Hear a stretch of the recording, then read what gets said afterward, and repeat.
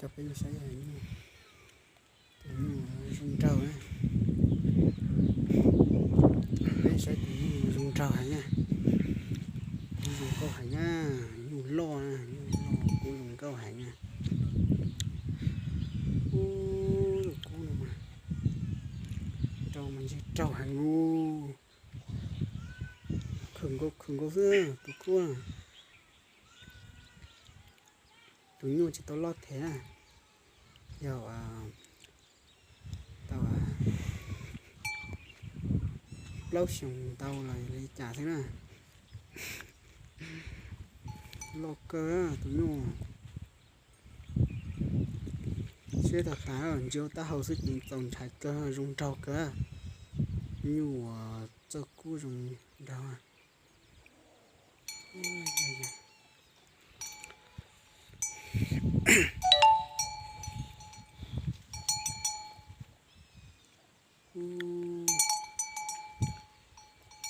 Cú anh thấy trời thế nào, nhưng mà cú giống giả nó sẽ xong trâu chị, rồi trâu hả nghe, ta chỉ tụi cú chỉ chuyên chơi thế, tụi cú chỉ chuyên chơi về chơi, cú mình dùng câu đi chả ta chỉ chuyên chơi về, tôi phải đào lên chơi chỉ dùng câu hành gì ta, cú này, tụi nhung chỉ cho nhung lá dài này rồi, xe thế. Tan thọ đúng không? Ta xin đầu ta rõ đúng không? Nhiều xin đầu cơ tụi nó hành ta ta còn cho chỉ tăng hồi chẳng cho xin là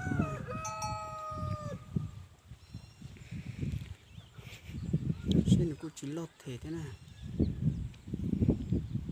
chỉ nhu chỉ nhu mẹ chờ chỉ luôn nó thế cho màu mẹ chờ nó đa cho ăn tụ chọc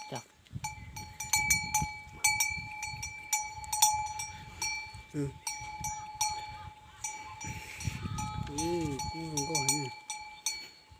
cho chế trâu lên đà đủ đa cũng cho chỉ tao tay kìa cũng cho chỉ xe nhưng chỉ tụi lo cơ chỉ cũng cho cây đà thế nó lo hành nha tụi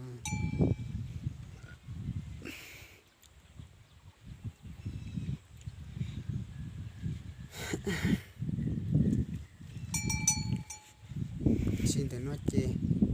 tụi nó chê chiều nhu búa nhu dù cơ thế dù theo cho họ va thế chỉ búa giờ tiệt sẽ dốc búa gì lọt luôn nó cho luôn nó nè ta chỉ sẽ dốc búa kém cho tê va tê tụi này tụi nó là tôi là mua ở bé chào lan á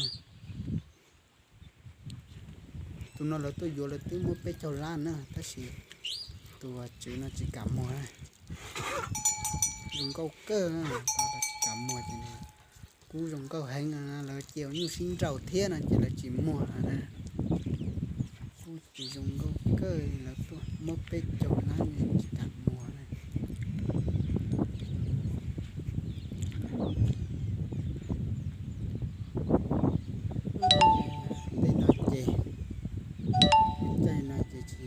chỉ tao mới rau hành á,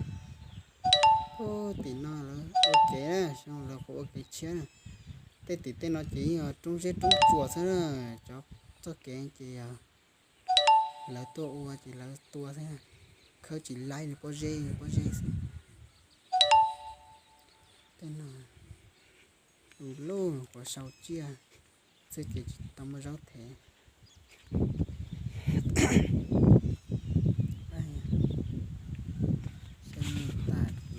Lòn đặt chế để nó chỉ tôi nhó sân ná để nó chỉ tôi nhó sân ná và nó có lòn nạt ta thế